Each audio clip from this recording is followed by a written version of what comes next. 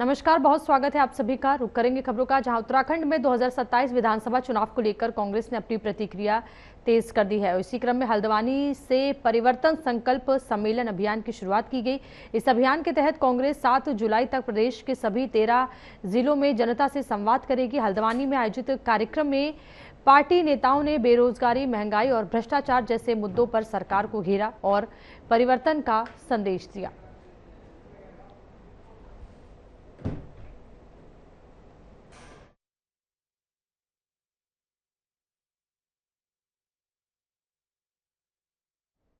रही है और लोग सुन रहे हैं बातों को, तो उससे ऐसा लगता है कि लोगों ने मन बना लिया है कि परिवर्तन करें। भारतीय जनता पार्टी अगर बेईमानी ना करे बिहार की तरह, महाराष्ट्र की तरह, तो निश्चित है कि कांग्रेस की सरकार बनेगी। क्या क्या नहीं कर रहे हैं, भर्ती घोटाले, पेपर लीक, अंकिता भंडारी, संतरेसा, सल्ट, चमोली, उत्तरकाशी की 4 वो बहनें, बलात्कार जहाँ हो रहे हैं बीजेपी का नेता, हत्या हो रही है बीजेपी का कार्यकर्ता, भर्ती घोटाले हो रहे हाकम सिंह बीजेपी का जिला पंचायत। आखिर किस किस पाप को छिपाएंगे? केवल और केवल हिंदू और मुसलमान का नैरेटिव पैदा करके भारतीय जनता पार्टी चुनाव जीतना चाहती है, जो लोग अब समझ चुके हैं। लेकिन एक दुख मुझे है कि पूरे देश को इन्होंने नफरत में धकेल दिया। हजारों की तादाद में महिलाएं आई थी, हमारी बेटियां, हमारी बहनें निकल कर आई थी, और वो अगर आशीर्वाद देने कहीं निकल जाएंगी तो आप समझ ही लीजिए गरीब आदमी परेशान हो चुका है इस प्रदेश में। और विशेषतम गरीब जनता जो हल्द्वानी की है, 85% ऐसी आबादी है जो नजूल पे वास करती है। उनके मकानों पे लगातार लाल निशान लगा दें, रातों की नींद खराब कर, कभी उनका मकान तोड़ने की बात होती, कभी विस्थापित करने की बात होती। और इसके बीच में इस क्षेत्र में राजपुरा विशेष में बात करूँ, स्मैक का जो प्रचलन है पूरे शहर में बहुत ही चिंतनीय विषय है। और कैसे हमारी जो पीढ़ी है, इस पीढ़ी को डिस्ट्रॉय करा जा रहा है। तो उनके संरक्षण के लिए, महिलाओं के अधिकारों के लिए, गरीब के अधिकारों के लिए आवाज़ यहाँ पे उठाई है। और मेरा विश्वास है ये ऐतिहासिक बैठक जो हुई है, इससे परिवर्तन का संकल्प भी लिया गया है और परिवर्तन का आगाज भी हुआ। उत्तराखंड में 2027 के विधानसभा चुनाव को लेकर कांग्रेस ने अपनी राजनीतिक सक्रियता तेज कर दी है और इसी कड़ी में हल्द्वानी पहुंचे कांग्रेस के वरिष्ठ नेता एवं उत्तराखंड विधानसभा के पूर्व अध्यक्ष गोविंद सिंह कंजवाल ने बीजेपी सरकार पर महंगाई, बेरोजगारी, पलायन और बिगड़ती कानून व्यवस्था को लेकर जमकर निशाना साधा। कुंजवाल ने आरोप लगाया कि पिछले 10 वर्षों में प्रदेश की बीजेपी सरकार जनता की उम्मीदों पर खरी नहीं उतर पाई है। उन्होंने कहा कि कांग्रेस सरकार के कार्यकाल में जिन विकास योजनाओं की शुरुआत की गई थी, बीजेपी सरकार ने राजनीतिक द्वेष की भावना के चलते उन्हें आगे बढ़ने के बजाय ठंडे बस्ते में डाल दिया। उनका कहना है कि इसका खामियाजा प्रदेश की जनता को भुगतना पड़ रहा है।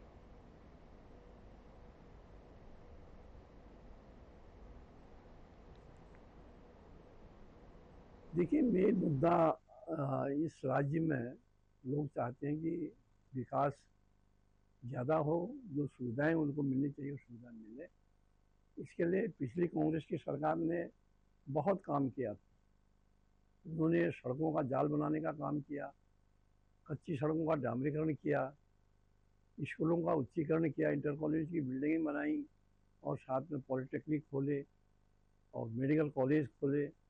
और यहाँ तक कि छोटे जो अस्पताल थे उनको सामुदायिक स्वास्थ्य केंद्र के रूप में उत्कृत किया। तमाम काम हुए हैं। और लेकिन भारतीय जनता पार्टी के ने विकास कहीं पर नहीं किया, कोई विकास देखने को नहीं मिलता है। और न उन्होंने सड़कें बनाई हैं, नहीं कोई सड़क।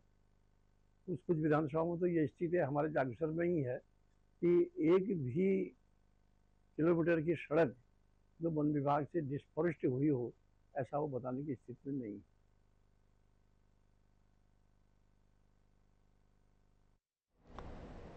बीजेपी प्रदेश अध्यक्ष महेंद्र भट्ट के बयान पर कांग्रेस ने तीखी प्रतिक्रिया दी है। कांग्रेस की प्रदेश प्रवक्ता सुजाता पॉल ने कहा कि बीजेपी विपक्ष पर लगातार बेबुनियाद आरोप लगाने के बजाय प्रदेश के ज्वलंत मुद्दों पर ध्यान दे। साथ ही उन्होंने कहा कि कांग्रेस को पाखंडी और षड्यंत्रकारी बताना बीजेपी की हताशा को दर्शाता है। यदि सरकार प्रदेश की समस्याओं का समाधान नहीं कर पा रही है तो उसे आत्ममंथन करना चाहिए। इसके साथ ही उन्होंने ये भी आरोप लगाया कि जनता के मुद्दों से ध्यान भटकाने के लिए विपक्ष पर लगातार बयानबाजी की जा रही है।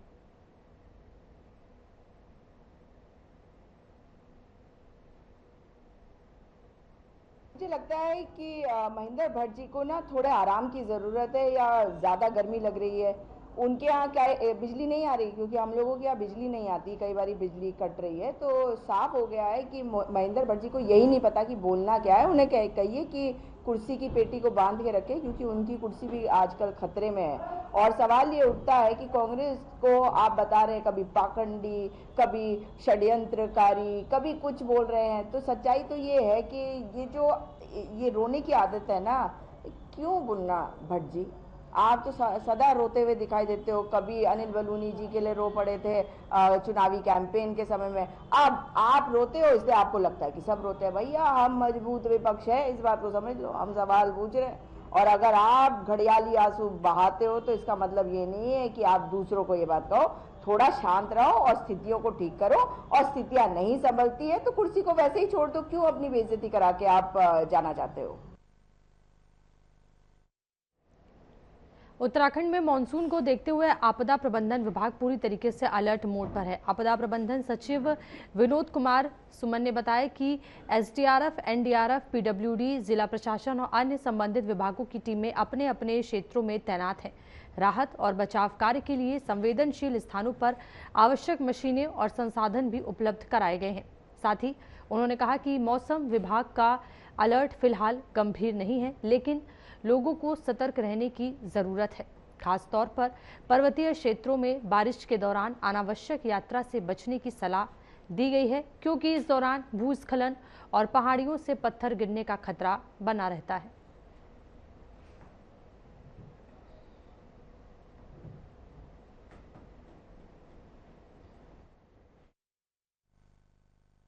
देखिए, संभावना है कि 3-4 दिन विभिन्न जनपदों में अलग अलग समय पे बरसात होगी। उसको देखते हुए अलर्ट जारी किया गया है। अलर्ट बहुत सीरियस नहीं है, सीवियर कैटेगरी का नहीं है, नॉर्मल अलर्ट है। लोगों को सावधान रहने की आवश्यकता है, वॉच करने की आवश्यकता है। और इसी क्रम में यह भी अनुरोध करूँगा कि जो लोग ट्रैवल कर रहे हैं वो उस समय ट्रैवल ना करें जिस समय बरसात हो रही हो, क्योंकि बरसात के समय ट्रैवल करने से पत्थर गिरने का डर बना रहता है और फिर दुर्घटना की आशंका भी बनी रहती है। उसके अलावा बाकी सुरक्षित रहेगा।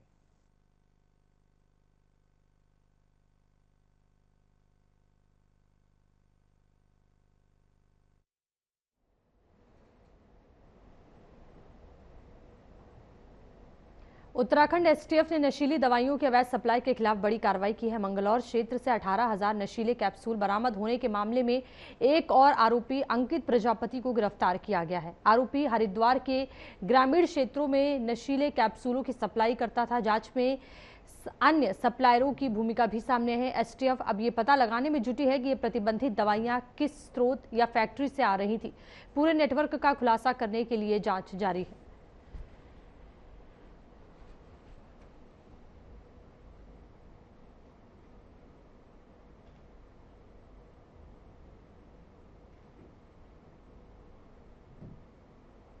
देखिए, कुछ दिन पहले जो है एक ट्रामाडोल 18,000 करीब कैप्सूल पकड़े गए थे मंगलौर थाना क्षेत्र में, जिसमें उसमें ऐसे लिंक निकले थे कि बाहर से दवाइयाँ ये जो है कुरियर के माध्यम से अन्य माध्यमों से मुजफ्फरनगर भेजी जाती है और वहाँ के बाद जो रुड़की और जो आसपास मंगलौर के जो देहात के क्षेत्र हैं वहाँ पर इसकी सप्लाई की जाती है। तो इस पर जो 18,000 की बरामदगी हुई थी उसमें मेन जो सप्लायर था मुजफ्फरनगर का, इसकी पूर्व में गिरफ्तारी हुई थी। उसके इनपुट के आधार पर जो व्यक्ति जो यहाँ पर लाकर खासकर हरिद्वार के क्षेत्रों में या देहात के इलाकों में बेचता था, उसकी गिरफ्तारी हुई। इसका नाम अंकित प्रजापति है। उसके द्वारा ये 18,000 ट्रामाडोल लाकर बेचने के इसमें साक्ष्य मिले थे। इसके आधार पर उसकी गिरफ्तारी की गई। अभी इसमें अन्य लोग भी शामिल हैं जिनके नाम पता चले हैं, जो लोकल लेवल पर इसकी सप्लाई करते हैं और साथ ही साथ अन्य प्रांतों से जहाँ से दवा बन के आती है और किस उसके भी संबंध में जानकारी मिली, जिससे पुलिस टीम हमारी आगे काम कर रही है।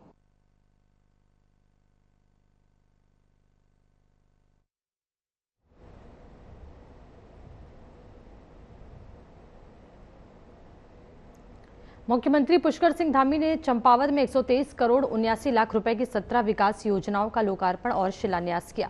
इस दौरान मुख्यमंत्री ने जिम कॉर्बेट ट्रेल की शुरुआत की, साथ ही नए सिटी सेंटर का भूमि पूजन भी किया। आपको बताते चले कि उन्होंने कहा कि चंपावत को उत्तराखंड का मॉडल जिला बनाया जाएगा। सरकार पर्यटन, शिक्षा, सड़क, कृषि और रोजगार के क्षेत्र में तेजी से काम कर रही है। मुख्यमंत्री ने कहा कि नई परियोजनाओं से लोगों को रोजगार मिलेगा और चंपावत के विकास को नई रफ्तार मिलेगी।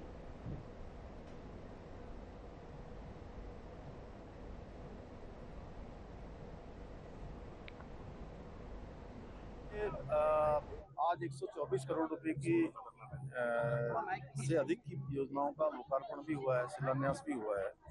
ये सभी योजनाएं आने वाले समय में चंपावत के विकास के लिए, आम आदमी के जीवन को सरल बनाने के लिए, उनको सुविधा प्रदान करने के लिए बहुत सहायक होंगी, बहुत मील का पत्थर साबित होंगी।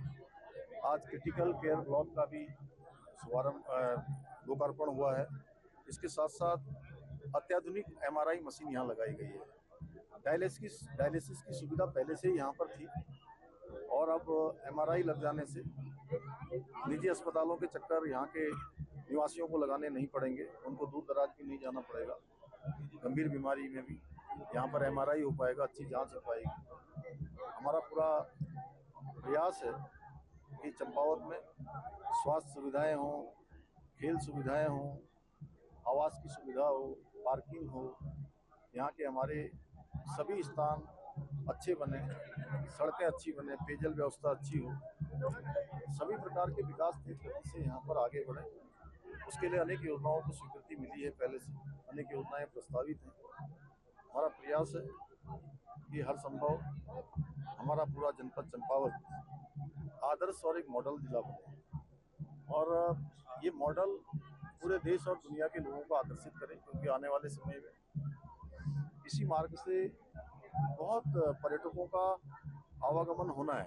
आज जो संख्या है वो संख्या बढ़नी है, तो उसके अनुरूप अब सुविधाएं यहाँ पर विकसित हों, उस प्लान पर भी हम लोग काम कर रहे हैं। आने वाले समय में बच्चों के लिए एक अच्छे भविष्य का निर्माण हो, रोजगार की संभावनाएं हों, पर्यटन की संभावनाएं हों, उन सभी पर कार्य हो रहा है। Thank you sir. मुख्यमंत्री पुष्कर सिंह धामी ने खटीमा स्थित लोहिया हेड वाटर बाईपास का स्थलीय निरीक्षण किया। इस दौरान उन्होंने अधिकारियों को क्षेत्र को प्रमुख पर्यटन स्थल के रूप में विकसित करने के निर्देश दिए। इस दौरान मुख्यमंत्री ने कहा कि शारदा कॉरिडोर और शारदा रिवर फ्रंट परियोजना के माध्यम से इस क्षेत्र में पर्यटन को नया आयाम मिलेगा। साथ ही उन्होंने कहा कि पर्यटन के विकास से स्थानीय युवाओं के लिए रोजगार के नए अवसर पैदा होंगे और स्थानीय लोगों की आय में भी बढ़ोतरी होगी। मुख्यमंत्री ने विकास कार्यों में गुणवत्ता, पर्यावरण संरक्षण और स्थानीय आवश्यकताओं का विशेष ध्यान रखने के निर्देश भी अधिकारियों को दिए हैं।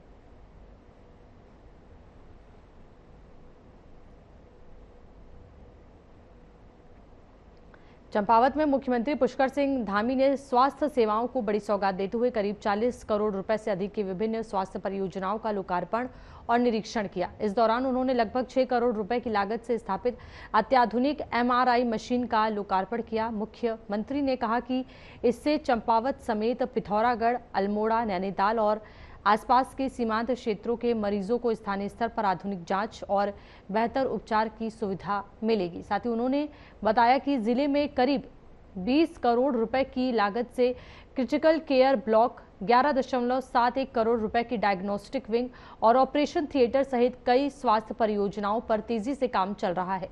मुख्यमंत्री ने कहा कि स्वस्थ उत्तराखंड ही समर्थ और विकसित उत्तराखंड की मजबूत नींव है।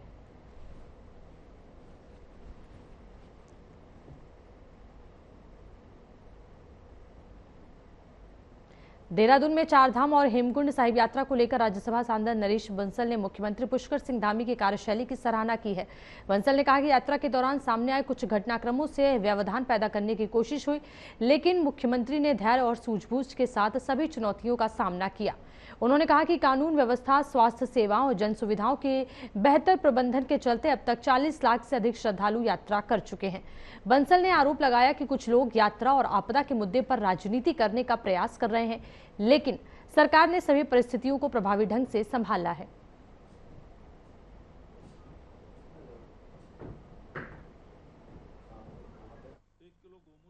देखिए, अच्छा शासक वही होता है जो धैर्यपूर्वक चुनौतियों का सामना करता है, समाधान करता है।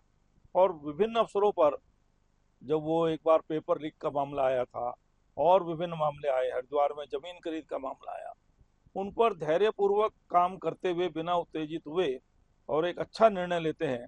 उसमें भी IAS को जेल भेजने का काम हुआ है और नकल विरोधी कानून हम देश का सबसे सख्त लेकर आए हैं। तो इसी प्रकार से इस समय भी जो चुनौती सी आई थी, क्योंकि यात्रा हमारी बहुत सफल यात्रा चल रही है कानून व्यवस्था की दृष्टि से और जनता के सहयोग की दृष्टि से, उसकी व्यवस्थाओं की दृष्टि से, चाहे वो स्वास्थ्य की सुविधाएं हों या अन्य जन सुविधाएं हों।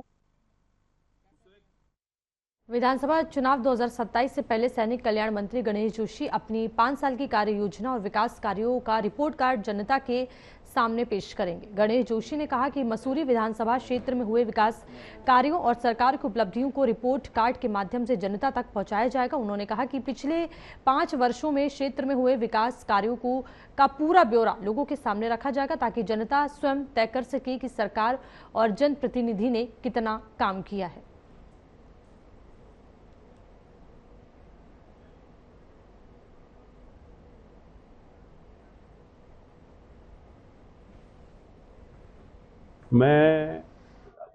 मेरे बारे में आप बेहतर जानते हैं और बहुत जल्दी मैं अपना रिपोर्ट कार्ड दूंगा। जितने काम मैंने अपने विधानसभा क्षेत्र में कराए हैं, मैं ये नहीं कह सकता कि किसी ने और होंगे, लेकिन सबसे अधिक काम मैंने अपने विधानसभा क्षेत्र में कराए। मैं सीधे इसका रिपोर्ट कार्ड जनता के बीच में रखूंगा।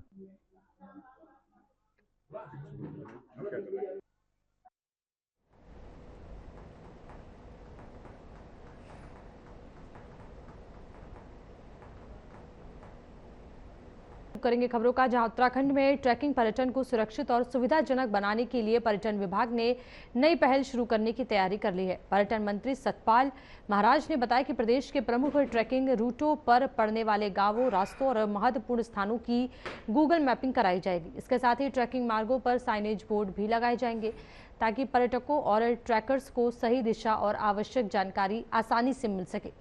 इस कार्य में वन विभाग का भी सहयोग लिया जाएगा, जिससे ट्रैकिंग अनुभव को सुरक्षित और बेहतर बनाया जा सके और अधिक पर्यटक उत्तराखंड की ओर आकर्षित हों।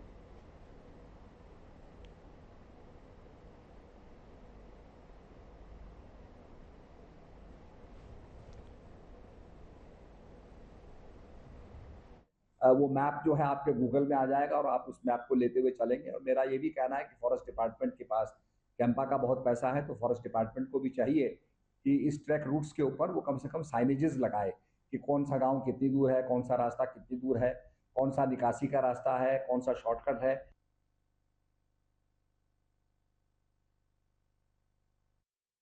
हरिद्वार में वर्ष 2027 के महाकुंभ की तैयारियों को लेकर मेला कंट्रोल भवन में शहरी विकास मंत्री राम सिंह कैड़ा की अध्यक्षता में मेला प्रशासन और अखाड़ों के संतों की बैठक हुई। हालांकि पिछली बार की तरह इस बार भी अखाड़ा परिषद में मतभेद देखने को मिले और एक धड़ा बैठक से दूर रहा।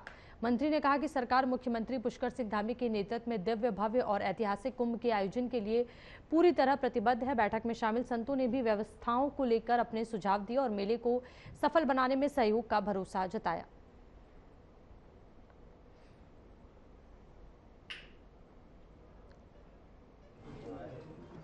देखिए, सभी अखाड़ों के माननीय महंत यहाँ पर पहुँचे थे। उनकी मांग पार्किंग को लेकर के थी कि पार्किंग की असुविधा न होनी चाहिए, पानी की समस्या न हो, बिजली की समस्या न हो, और दूसरी प्रकार की जो भी उनकी समस्या थी, उन समस्याओं पे हमने कहा कि उसका समाधान होगा। आज एक अच्छी बैठक रही। सभी अखाड़ों के सभी माननीय संत और महंत यहाँ पर पहुँचे थे। निश्चित रूप से इस बार का जो कुंभ होगा माननीय पुष्कर धामी जी के नेतृत्व में ऐतिहासिक होगा, दिव्य हो, भव्य हो। इस दिशा में हम लोग काम कर रहे हैं और सभी अखाड़ों के जितने भी संत और हमारे महंत हैं, सब लोग यहाँ पर आए थे और सबने सहयोग देने की बात कही है। और जो भी उनकी समस्या थी, उन समस्याओं का समाधान हम करेंगे और हमारी सरकार करेगी। और निश्चित रूप से और सभी के आशीर्वाद से ये भव्य और दिव्य कुंभ बनाने की तैयारी हम लोग कर रहे हैं। हरिद्वार की पावन भूमि में यह तीसरी मीटिंग हो रही है और बहुत भव्य और दिव्य मेला हो। देश दुनिया के सभी धर्म प्रेमी जनता जनार्दन से अनुरोध है कि ये पावन रूपी गंगा, दिव्य रूपी गंगा अपने जीवन को मोक्ष के लिए अगर जो है ले जाना है, तो यह जो है भव्य और दिव्य कुंभ मेला में आवे। और आप सब पत्रकार भी जो है इसका ऐसा प्रचार प्रसार करें कि जैसे जो है तीर्थराज प्रयाग हुआ था, उससे भी भव्य और दिव्य ये त्रिवेणी यहाँ जो है हर की पेड़ी में जो है लोग डुबकी लगा रहे हैं। यहाँ के मंत्री भी अच्छे, मुख्यमंत्री भी अच्छे, सब अधिकारी भी अच्छे, पत्रकार भी अच्छे हो जाएं तो और भव्य और दिव्य मेला आने वाला जो अर्ध कुंभ है हरिद्वार का, उसको दिव्य और भव्य कुंभ की तरह मनाने के लिए पहली बार जो है हमारे इस राज्य के माननीय मंत्री राम सिंह कैड़ा जी, जो नगर विकास मंत्रालय जिनके पास है और कुंभ मेला उसी के अंतर्गत आता है, तो पहली बार उन्होंने संतों से परिचय भी हुआ है और कुंभ से संबंधित व्यवस्थाओं के संबंध में विचार विमर्श हुआ। सर, क्या कुंभ को मुख्य बिंदुओं पर जो भी आवश्यकताएं हैं अखाड़ों की और जो मूलभूत सुविधाएं जनता की सुविधा के लिए निर्माण कार्य जो चल रहे हैं और आगे जो करने हैं उसकी पूरी रूपरेखा मेला अधिकारी महोदय मैडम के माध्यम से दी गई है।